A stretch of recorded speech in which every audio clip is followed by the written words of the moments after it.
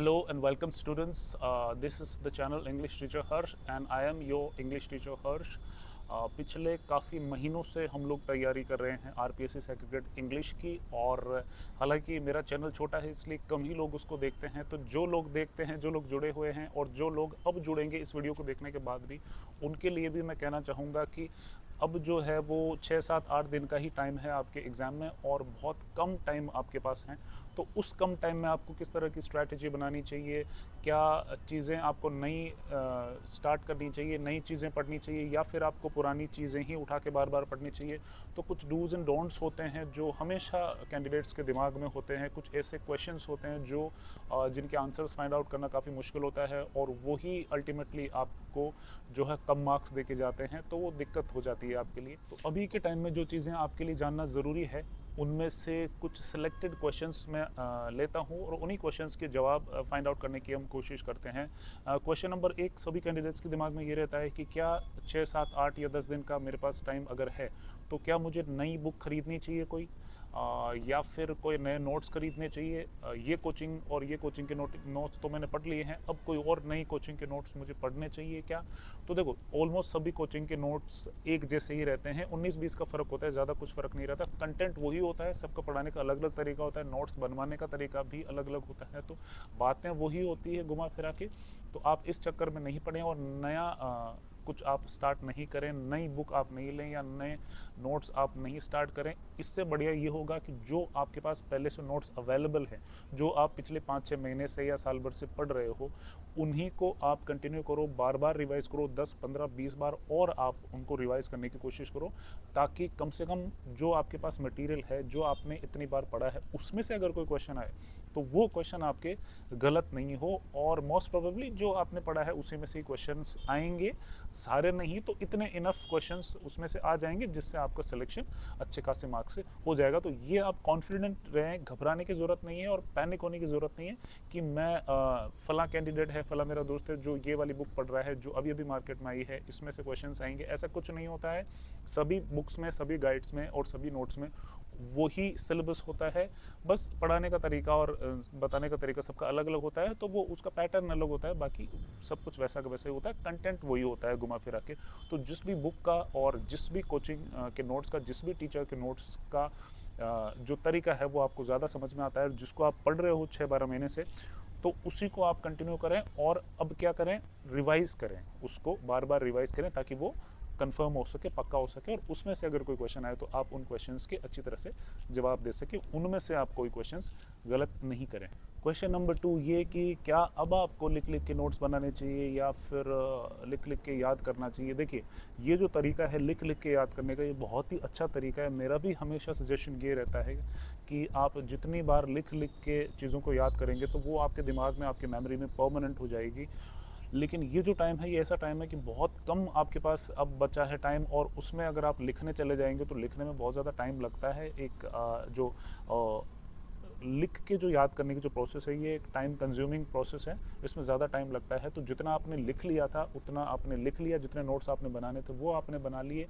अब मेरे ख्याल से आपको उन्हीं नोट्स को बार बार रिवाइज करना चाहिए, पढ़ पढ़ के, और पढ़ के आपको याद करना चाहिए अब, और उन्हीं चीज़ों को पढ़ना चाहिए। नई चीज़ें नहीं पढ़नी, वही चीज़ें पढ़नी है जो आप 6-12 महीने से पढ़ते आए हो। उन्हीं चीज़ों को बार बार पढ़ पढ़ के आपको रिवाइज करनी है, याद करनी है, लर्न करनी है, ताकि इतना कंफर्म हो जाए कि उनमें से अगर कुछ आए तो आप उसको गलत नहीं करें। उनमें से अगर कोई क्वेश्चन आ जाए तो आप उसको अच्छी तरह से अटेम्प्ट कर पाएँ। तो लिख के याद करने का अब टाइम गया है।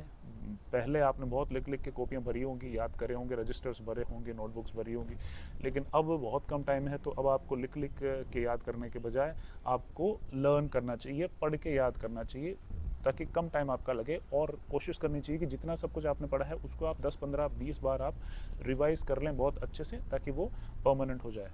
क्वेश्चन नंबर 3, क्या इतना लेंथी सिलेबस है, इतना सब कुछ है पढ़ने को, इतने सारे टॉपिक्स हैं, तो कुछ टॉपिक्स आपके लिए इजी होंगे और काफ़ी सारे टॉपिक्स आपके लिए प्रॉब्लमेटिक भी होंगे। हो सकता है आपकी तैयारी उतनी नहीं रही हो कि आप हर एक टॉपिक को क्लियर कर पाए हों। तो कुछ टॉपिक्स ऐसे होंगे जो आपके लिए प्रॉब्लमेटिक होंगे, तो आपको लगता है कि उन टॉपिक्स को मैं छोड़ दूँ। तो देखो, ये कंपटीशन है, यहाँ कुछ टॉपिक्स को छोड़ के पास नहीं किया जाता एग्ज़ाम, ये स्कूल्स के एग्ज़ाम्स नहीं है। यहाँ हर टॉपिक आपका क्लियर होना चाहिए। मुश्किल से कोई 1 या 2 टॉपिक आपके छूट गए हों तो आपको दिक्कत हो जाएगी, क्योंकि उनको छोड़ने के बाद में वो मार्क्स आपके वैसे ही कम हो जाएंगे और फिर आप स्टैंड नहीं कर पाओगे। मतलब ये है कि जो टॉपिक आपको समझ में नहीं आ रहा है तो किसी अच्छे टीचर से आप पढ़िए, या फिर आजकल तो यूट्यूब पे ऑनलाइन बहुत कुछ अवेलेबल है, मेरे भी वीडियोस अवेलेबल हैं। तो जो भी टॉपिक आपको समझ में नहीं आ रहा हो तो वहाँ जाके आप देखिए, गूगल करिए, किसी बुक में पढ़िए और समझने की कोशिश करिए। और अगर आपको लगता है कि जो टॉपिक हमारे सिलेबस में, देखो जीके में तो ऐसा कुछ है नहीं जो आपको समझ में नहीं आएगा, फर्स्ट पेपर में तो पढ़ना ही है, बस फैक्ट्स है उनको याद करने हैं और उनकी प्रैक्टिस करनी है लिख लिख के, जो आपने ऑलरेडी कर ली होगी, नोट्स आपने बना लिए होंगे, तो उसमें तो कोई दिक्कत नहीं है। लेकिन सब्जेक्ट में कुछ चीज़ें ऐसी हो सकती है जो आपको समझ में नहीं आ रही हो, तो अगर आपको कुछ 3 4 5 टॉपिक्स अगर आपको समझ में नहीं आए हों तो वो आपको समझने ही पड़ेंगे, क्योंकि ऐसा नहीं है कि आप 5 टॉपिक्स छोड़ के आप कंपटीशन एग्ज़ाम क्लियर कर पाओगे, बिल्कुल नहीं। और अगर आपको फिर भी बिल्कुल समझ में नहीं आ रहा है तो you are not eligible to qualify the examination, ये बात आपको मान लेनी चाहिए। और क्योंकि आपको हार नहीं माननी है, इसलिए आपको कोशिश करनी है कि वो टॉपिक्स आपके समझ में आ जाए। आपके कोई सीनियर्स हैं जिन्होंने पहले तैयारी कर रखी है, जो या पास आउट कर चुके हैं एग्ज़ाम को, तो वो आप उनसे आप पढ़ सकते हो, उनसे सजेशन ले सकते हो और वो टॉपिक आप क्लियर कर सकते हो। तो टॉपिक्स आपको सारे ही पढ़ने हैं, क्योंकि आपको अच्छी मेरिट लानी है और बहुत अच्छी मेरिट लाने की कोशिश करोगे। जब आपकी अच्छी मेरिट आएगी, अगर केवल अच्छी की कोशिश करोगे तो फिर आपकी ख़राब मेरिट आएगी।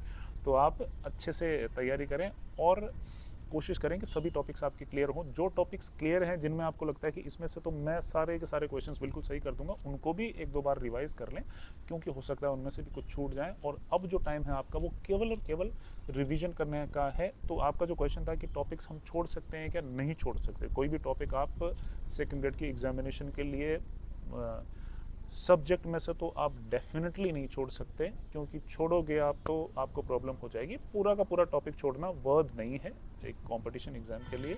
आपको कहीं से भी वो चीज़ें लर्न करनी है, कहीं से भी वो टॉपिक क्लियर करना है। और आई एम श्योर कि अगर आप किसी टॉपिक से रिलेटेड आपको प्रॉब्लम है, आपको किसी टॉपिक में कुछ समझ में नहीं आ रहा है या पूरा का पूरा टॉपिक ही समझ में नहीं आ रहा, तो एक बार जाके मेरे चैनल पे जो वीडियो है उस टॉपिक से रिलेटेड वो जाकर देखिए। आई एम 100% कन्फर्म कि आपको वो समझ में आएगा ही आएगा, दैट्स माय गारंटी। नहीं आता है तो आप कमेंट बॉक्स में पूछिए, मैं आपको फटाफट से जवाब दूंगा, आपके प्रॉब्लम्स का सलूशन मैं दूंगा। तो ये आपको करना है।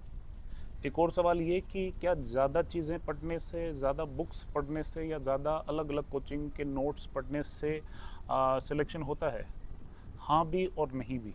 देखो, अगर आप एक अच्छे कैंडिडेट हो, आप इंटेलिजेंट हो, आपको चीज़ें जल्दी याद हो जाती है और आप बहुत मेहनती हो, काफ़ी समय से आप तैयारी कर रहे हो, तो आपके लिए ये चीज़ें ज़्यादा मैटर करती ही नहीं है। आप ज़्यादा पढ़ते हो या बहुत ज़्यादा पढ़ते हो, या आपने 10 बुक्स पढ़ी हैं या 15 बुक्स पढ़ी है, क्योंकि आपके टॉपिक्स क्लियर हैं इसलिए आप ज़्यादा इधर उधर नहीं जाओगे। लेकिन अगर आप एवरेज कैंडिडेट हो और आपको खुद को ये डाउट रहता है कि क्या मैं एग्ज़ाम क्लियर कर पाऊँगा कि नहीं कर पाऊँगा, तो बात ऐसी है कि आप सेलेक्टेड चीज़ें पढ़ें जो आपको पता है कि यही सिलेबस है और यही चीज़ें आने वाली, इन्हीं में से आने वाला है। तो आप सेलेक्टेड और लिमिटेड चीज़ें पढ़ें और उन्हीं को बार बार पढ़ें, ताकि उन्हीं में से अगर क्वेश्चन आए तो आप गलत नहीं कर पाएँ। अगर आप ज़्यादा चीज़ों के चक्कर में पढ़ोगे तो, क्योंकि आपको चीज़ें जल्दी याद नहीं होती, आप एवरेज कैंडिडेट हो, तो आपको कम चीज़ें, सेलेक्टेड चीज़ें और प्रिसाइजली आपको पढ़ना है, ताकि आपको कम पढ़ाई में भी अच्छे मार्क्स स्कोर करने का मौका मिले। ये चीज़ आपको करनी है। ब्रिलियंट बच्चे वो होते हैं जो कुछ भी पढ़ ले, कुछ भी नहीं पढ़े, चीज़ें उनको याद रहती है। अगर अब वो बहुत सारी बुक्स भी पढ़ लेंगे तो भी उनमें से काफ़ी चीज़ें उनको याद रहेगी। और एवरेज कैंडिडेट्स वो होते हैं जो ज़्यादा बुक्स पढ़ने से कंफ्यूज हो जाते हैं। उनको क्या करना चाहिए, उनको एक बुक जो सेलेक्टेड है कि यही बुक पढ़नी है, और एक कोचिंग के नोट्स जो कि जहाँ से आपने कोचिंग करी है, ऑनलाइन या ऑफलाइन, या फिर आपने अपने किसी दोस्त से कोचिंग के नोट्स मंगवाए हैं, तो उन्हीं चीज़ों को आप रिवाइज़ करें और उन्हीं पे रिलाई करें। आपको रिलाई करना ही पड़ेगा। ये कंपटीशन ऐसी चीज़ है जहाँ लास्ट टाइम तक कितनी भी पढ़ाई करने के बाद भी आदमी को लगता है कि यार कहीं मेरी पढ़ाई कम तो नहीं रह जाए, कहीं पता नहीं कहाँ से क्वेश्चन आएगा। कहीं से क्वेश्चंस नहीं आएंगे, वहाँ से ही क्वेश्चंस आएंगे जहाँ से आपने पढ़ा है। तो अब जो आपकी पढ़ाई है, जो आपने मेहनत करी है, उस पर आपको रिलाई होना ही पड़ेगा, आपको उस पर भरोसा करना ही पड़ेगा। वहीं से ही क्वेश्चंस आएंगे। अगर कुछ 10 15 20 क्वेश्चंस इधर उधर से आते हैं तो भी आप कोई दिक्कत वाली बात नहीं है। आपको 70% 80% अगर आप मार्क्स लाते हो तो आपका काम हो जाता है। पूरे में से पूरे लाने की आपको ज़रूरत नहीं पड़ती। कोशिश करें आप पूरे में से पूरे लाने की, ये मैं आपको नहीं कह रहा कि आप पूरे में से पूरे नहीं लाएँ, आप कोशिश करें पूरे में से पूरे लाने की, लेकिन आफ्टर ऑल बात तो आपको सिलेक्शन की है ना, तो वो तो आपको 70-80% में हो ही जाता है। ज़्यादा से ज़्यादा, इससे ज़्यादा परसेंटेज किसी भी कैटेगरी की कट ऑफ जाते नहीं है। तो आपको हौसला रखना है, भरोसा रखना है जो आपने पढ़ा है उस पे, जो आपने पढ़ाई करी है उस पे आपको भरोसा रखना है। ये मैं अल्टीमेटली आपको कहना चाहता हूँ। ये नहीं कि फलां आदमी मुझे कह रहा है कि ये भी तो पढ़ लेता तो बढ़िया रहता, या ये बुक मैंने पढ़ी है ये भी पढ़ लेता तो अच्छा रहता, तो वो ज़रूरी नहीं है, कंफ्यूज होने की कोई ज़रूरत नहीं। सो आई होप जो टिप्स एंड ट्रिक्स मैंने आपको बताए हैं वो आप एग्जामिनेशन में ज़रूर फॉलो करोगे, और अभी ये जो कुछ दिन बाकी है उन्हीं में भी आप अपनी पढ़ाई को लेकर फिर से अलर्ट हो जाओगे, और ये चीज़ें आप अपनी पढ़ाई में अप्लाई करोगे और बहुत अच्छे मार्क्स स्कोर करोगे। Best of luck for the exam. Keep watching English teacher Harsh. Thank you so much.